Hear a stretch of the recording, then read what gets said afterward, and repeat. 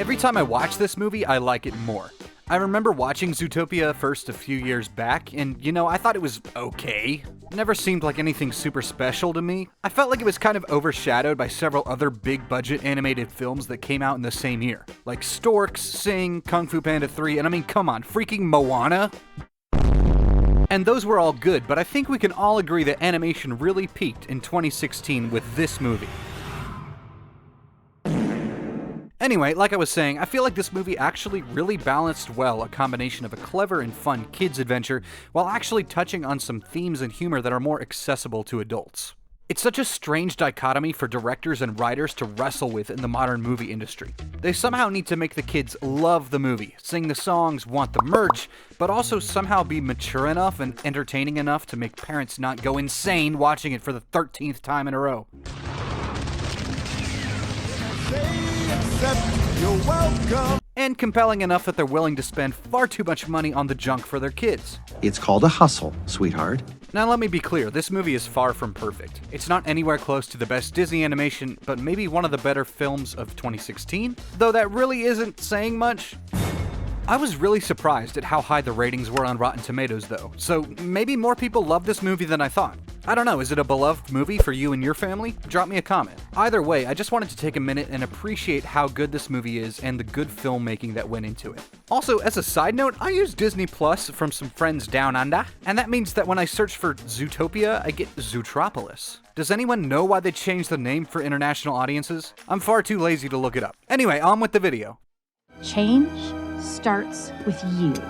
I think for me, what makes this story so compelling is not the world building, although we'll talk about that later, and it's not the animation or even really the conflict. It's mostly the character development and writing of Judy Hopps, the main character / rookie bunny cop. And this is primarily her story. While there's plenty of conflict outside of herself, really what the end result of the film is that she comes away changed, and in the process, Nick the Fox and the city itself is changed for the better. Within the first 20 minutes or so of the movie, yeah, the writers set up the conflict between the predators and the prey, but they also know that what makes a story compelling is less about the external conflict than about the personal development of the characters. The people who wrote this script must have known that in order to write a good story, you need to engage people with the personality of your main character, so that they can sympathize with their struggles and development that drive the plot.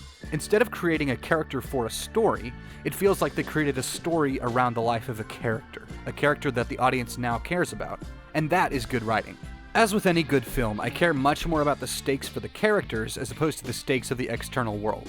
I know that seems a little bit backwards, but just think about it in the context of like your big blockbuster Marvel movies. Like look at Iron Man 3. I got you covered.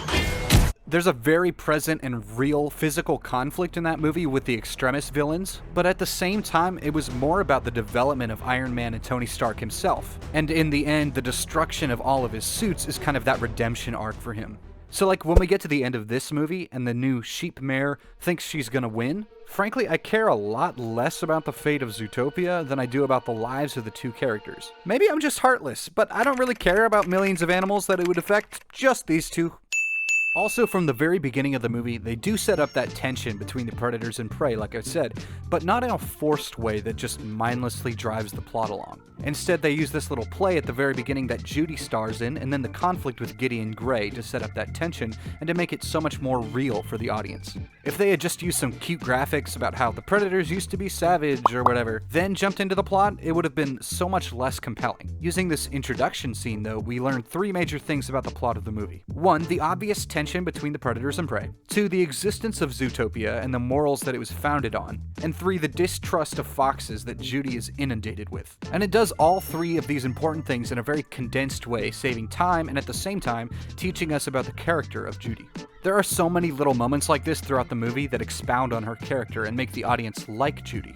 The first big one is in this beginning scene where she stands up to Gideon. She just gave her whole spiel about the equality that predators and prey have, and instead of just saying it, she actually is willing to stand up to the bully and fight for justice, even at her own personal cost. And that's what makes her a great cop. We see it in other places too, like where she stands up for Nick and his supposed son, or when she saves the mouse from the big donut. I know it sounds kind of cheesy, but this is actually masterful storytelling. The way that the writers are able to combine the events and external conflict with the internal personality of their main character. To be able to do this well is really, really hard, and a lot of films do it poorly. One example that comes to mind is the newish Pixar movie Turning Red. So many of the scenes in this movie feel like they were added to further one or the other, but they were never used to interweave the two. Either they advanced the plot, or they showed us something about the character, but I felt like rarely there was a scene that gave us both. It just felt like things were happening to advance the plot, instead of a character living in a world where things happen, and exploring the consequences of their responses. You know, maybe I should do a full analysis on this movie, because it feels like a fever dream. I watched it so long ago and it was so bad. All I remember thinking was that it was not good. So if you're thinking about watching Turning Red, watch Zootopia instead. Now, we can't talk about the character of Judy Hopps without mentioning the idea of overcoming barriers. Even the big hit title song that Shakira performed for this movie is called Try Everything. And that's a key tenet of the film itself. Of course, the premise of a bunny cop is funny, even in a world of talking animals. And I should mention that also allows for some great physical comedy and visual jokes. More stuff to keep the kiddos entertained. The opening montage scene of Judy trying to become a cop, failing so many times and then getting back up, is a great way to not only show how in the world a rabbit becomes a cop, but also to solidify Judy's determination, which is to be tested throughout the movie. And of course, a physical obstacle course is a great way to show us that she's using her gifts to overcome barriers that other people would think are impossible for her. Now, I will say it's a little bit on the nose, but hey, I mean, it's a kid's movie. It gives me serious, I'll make a man out of you vibes from Mulan, but for a new era of animation. Man, now I need to go listen to that song. Be a man, we must be swift as a coursing river. Now, there's a lot of good themes in this movie that hit home. But I think if I had to pick one specific theme that sticks out to me, it would be the idea of pushing limits and overcoming stereotypes. The funny thing is, this movie doesn't shy away from the fact that those stereotypes are often true. Or at least partially true. Sometimes it's subtle, and sometimes it's very in your face. In fact, sometimes I'm not even sure if it was intentional, but I'll take it. One thing that I think people watching this movie appreciated was simply that it felt very genuine.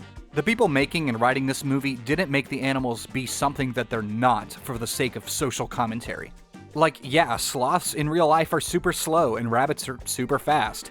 And while there's room for growth in certain aspects of their characters, the movie makes it clear that not everything inherent about people, or the characters in this case, is wrong. They even crack tons of jokes about those things, like when Judy says this, We are good at multiplying anyway. and I'm so glad they did that, because they could have gone to the extreme with this film and tried to really break down any and all stereotypes, which just would have been really disingenuous. However, instead of doing that, they poke fun and laugh along with the audience at some of the unchangeable aspects of the characters. I especially like that they bring that comedy down to a personal level. Like, Judy and Nick make fun of each other constantly, and while at the beginning it may have actually been kind of mean, later on it becomes more of an endearing thing, like when Nick calls her carrots or anything like that. It's my opinion that in a healthy real-world relationship, you can also make fun of each other for people's quirks and stereotypes that may or may not categorize your friends, as long as, and I do have to add this caveat, as long as it's done in good fun and it goes both ways, which is what I think we see with Judy and Nick. And that's what these characters are, after all, people. I think the analogy is pretty clear. The different types of animals are different types of people, in whatever extreme you want to extrapolate the metaphor. But in showing that not all of these stereotypes are bad, and some parts of these people is just real and raw, they're allowing room for the real world to be that way too. There's not a single culture or subculture all throughout the world that is 100% all negative. Neither is there one that's ubiquitously positive. Like Judy says at the beginning of the film, Gideon Grey was a jerk who just happened to be a fox. Not all foxes will act that way. I think this movie balances that dichotomy well. If they had gone too far to the extreme of one or the other, it would have come off just as fake and performative. And fortunately for us, the writers understood that the idiosyncrasies of people is part of what makes the world a fun, enjoyable, and beautiful place. Stands the great city of Zootopia. Now, I want to talk about world building for just a minute. Like, yeah, we've seen talking animals interacting a million times at this point, and some of them were just very, very bad, like this, or this one. That one was atrocious. What? But I actually think this movie was somewhat innovative on that front. The city of Zootopia really gives me serious, like, Ba Sing Se vibes from Avatar. You guys remember, there's no interspecies racial prejudice in Ba Sing Se? Something like that. Anyway, the different districts of Zootopia are really enticing and set the stage for some cool interactions with certain animals. It also doesn't spend too much time worrying about how things got this way. I mean, they hint at it, especially with the play in the beginning, but they don't waste a bunch of time trying to establish the legitimacy of it in such a crazy world. Instead, they just allow it to be, and imagine what it could be like. I think this is something that Disney really learned from Pixar. Pixar does a great job of just throwing you into the action of their fantasy worlds without much explanation on how things work or how they got to be that way. It's been done several times in classic Pixar films like Cars, Monsters, Inc., or Toy Story. Now, I know what some of you guys are thinking. Yes, there is some exposition behind how those worlds work in those movies, but what made them stand out to me is that they're not drawn out, and it's just enough that the audience accepts it and understands the basic premise without feeling like they're sitting through a lecture on the lore of a world of, say, anthropomorphic cars. Does that make sense? Anyway, my point is, I feel like this movie is similar. There's just enough explanation that it makes sense, and the audience gives the fantasy world the benefit of the doubt without it feeling like there's just a character explaining the intricacies in some big monologue. You can also tell that the writers and producers spent a lot of time thinking of family-friendly ways to get their deeper point across, and for adults to understand the analogy that they're really going for. For instance, Nick being refused service at an ice cream place purely because he's a fox, or even some of the things that the characters say, like Judy calling Nick a real articulate fella. I don't know, but that kind of seemed racist to me. Like, is it a stereotype that foxes aren't articulate? What are the foxes supposed to be, Disney? Ooh boy, there's a debate for the comments. Like, as weird as it is to say, they really worked hard and did a good job of thinking of innovative ways to be racist? Classist? Speciesist. Is that a thing? Or when Clawhauser calls Judy cute and she corrects him, like apparently other animals can't call them cute because that's race speciesist? I am so sorry. I mean, it's just kind of a goofy, funny thing in the moment, but like it kind of has a real-world connotation. A huge part of the world building is the minute details in the animation. This is a major reason why I love analyzing animated films so much, is because they so often are a work of love for animators. They add so many tiny things that are funny and wholesome and artistic, and it's just obvious that they love what they're doing. As an aside, I think that a big reason that animated films are this way is because things are so decentralized in the creation process. There are a number of animators all responsible for different things, and the more minds you have working on a process, the less it's just the vision of one director telling people what to film and get down on tape, and the more it opens the door for the animators to offer suggestions and try things out that could be funny and add little Easter eggs that make it so much more enjoyable and rewatchable. Anyway, I could rant for hours about animation. It's just the best. But here are some rapid-fire things that I love in the animation of this movie. Number 1, the population counter going up so fast because, as Judy said, We are good at multiplying anyway. Number 2, the way Judy walks out of darkness and into the light to hug Nick during their reconciliation scene. Number 3, the way that you can see Nick notices the blueberries here when they're being chased before it's even revealed that he replaced them in the gun later. Number 4, there are so many scenes where we see like 3 different ways that different sized animals are accommodated. It's just a testament to how much the animators were paying attention and how much they genuinely cared about this project. Number 5, it's often said that animators are actors, and in a very real sense that's true. The facial expressions of different characters in this movie are exquisite, especially when they include the anatomy of the animals. Like when Judy's sad and her ears droop, or the mayor bares his teeth because he's a lion, and you catch a glimpse of Mr. Big's eyes from behind his massive unibrow. Listen, I know that mice don't have unibrows, I just thought it was funny, okay? Right. And that's not wet cement. Now, I know I've said a lot of things that I like about this movie, and don't worry, I'll get back to that in a second, but like I said at the beginning, this film is far from perfect. Here are some things that I think could have been done better. For one, some of the jokes just don't land. Like this overdone trope of the radio playing only sad songs that relate to the main character. I don't know how you guys felt about it, but like little things like that just seem so forced, and they really take me out of the world sometimes. Disney obviously wanted there to be some levity in such a sad, depressing scene, but it just comes across as inauthentic and bad. There are a few other places like that, but overall the humor is actually pretty good. Here are some one-liners that made me literally laugh out loud because I have the humor of a 10-year-old. Did you just boot my stroller? A skunk butt. A skunk butt run. So fluffy. Hey! Sheep never let me get this close.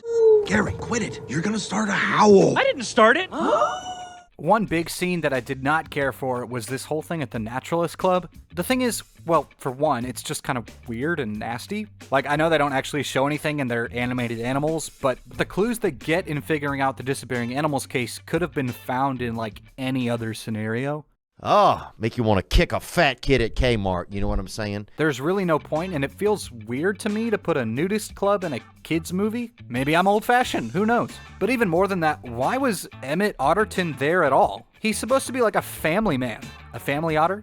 A family animal? The point is, why would he even be there in the first place? Maybe that's part of the joke, but if so, it's another one of those things that just didn't land for me. Another scene that felt really forced was when Nick tries to confide in Judy on the Skytram. Like, don't get me wrong, it's crucial for their friendship and the development of the plot, but it felt a little cliche to me. The way they have Nick's backstory in a flashback doesn't really fit with the way things have been laid out so far in the movie, and the entire scenario they seem to lay out is a bit trivial?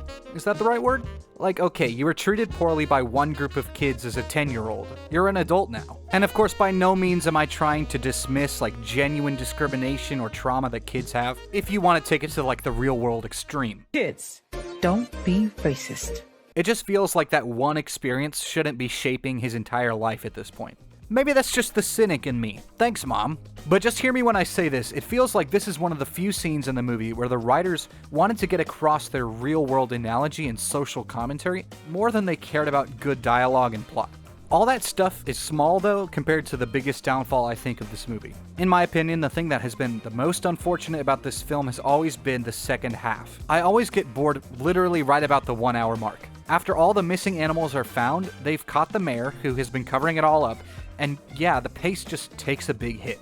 You've gone from these exciting chase scenes with the panther and some espionage and the freaking mouse mafia to, oh, sad girl hours with everyone's favorite bunny. I do realize that it's important to the plot and Judy's character development, and therefore I'm not too upset about it. It just feels like the movie really falls off in the second half. I wish they had found some way to maintain the pace of the movie without having this long, sad montage of Judy essentially giving up.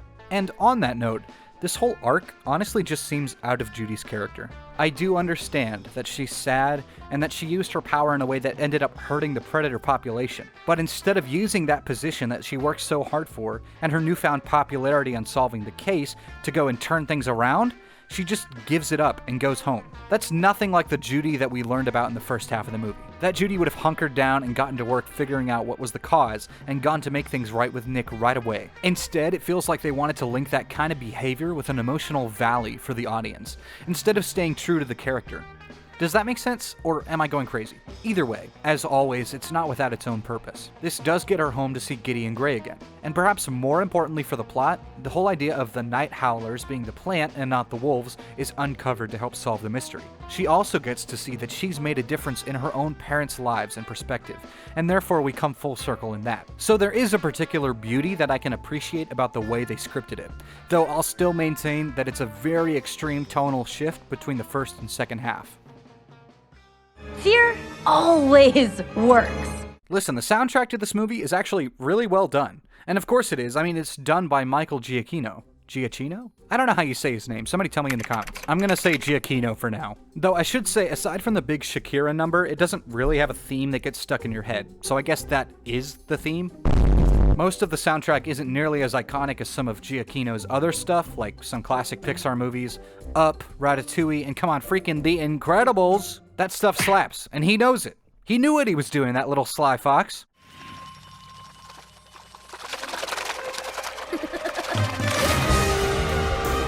Interesting enough, this was actually Giacchino's first purely Disney animation film that he scored. He's also done a lot of big-budget live-action stuff for Disney's subsidiaries like Rogue One for Lucasfilm or Spider-Man No Way Home for Marvel, etc.